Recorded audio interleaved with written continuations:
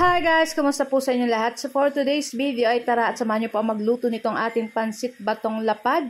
And syempre para masustansya guys, lalagyan natin ng kalabasa at syempre dapat meron din po tayong pork para lalong kumain yung ating mga anak. So ayan na nga, medyo masabaw-sabaw yung ating pansit guys kasi pwede natin yan iulam sa ating kanin. At kung ayaw mo rin ng kanin guys, pwede naman guys, ayan, pwede mo rin yan i-ano sa tinapay lang. So, ito yung aming video for today.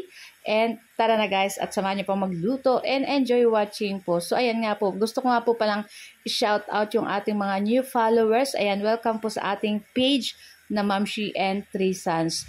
So, kung hindi pa po kayo naka-follow sa aming page, huwag niyo po sanang kalimutan mag-like at pa-follow para palagi po kayo updated sa aming mga bagong video na i-upload. So, ayan na yung ating pork guys. So, sasangkutsahin lang natin ito guys. Lalagyan na natin ng asin, paminta. Ayan, and then tatakpan po natin. At pag after ilang minuto, ayan, nagba-brown-brown na siya.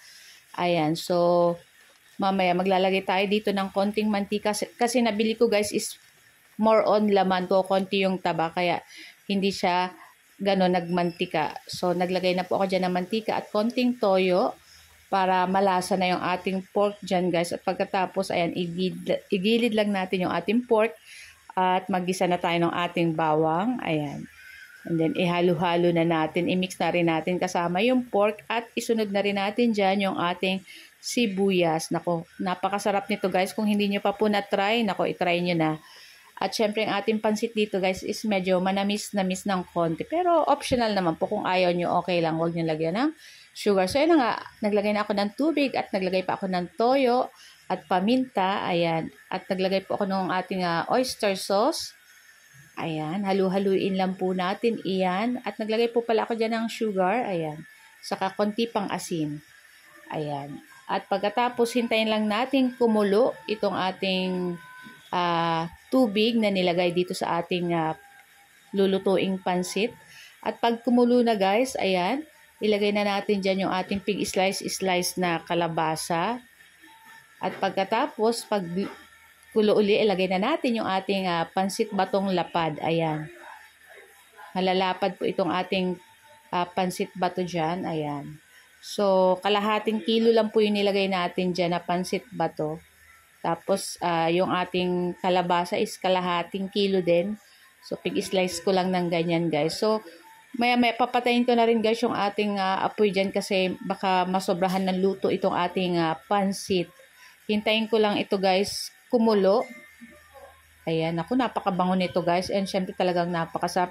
Pwede nyo itong iulam guys and partneran nyo ng tuyo or pritong galunggong. Naku, napakasarap. Ayan, so titikman lang natin at ayan na.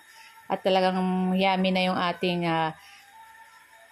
nilulutong pansit dyan na may kalabasa. Naku, manamis-namis lang ang lasa nito guys. And after ilang minuto guys, at ayan na nga, nakita nyo, luto na to guys.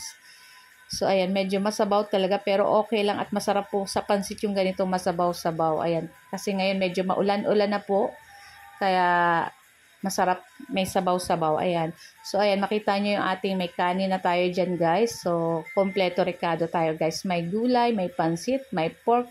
And syempre, may sabaw pa tayo guys. So guys, ayan na, ito lang po ang aming video today at sana po ay nag-enjoy kayo. Huwag niyo po sanang kalimutan mag-like, mag-comment at pa-share po ng ating video. So guys, ayan, thank you for watching and see you next video again. Tara na guys at kumuha na rin po kayo ng inyong plato at samahan nyo na rin po kaming kumain. Naku guys, napakasarap. So guys, thank you for watching and see you next video again. Ciao! Kain na na! Sarap!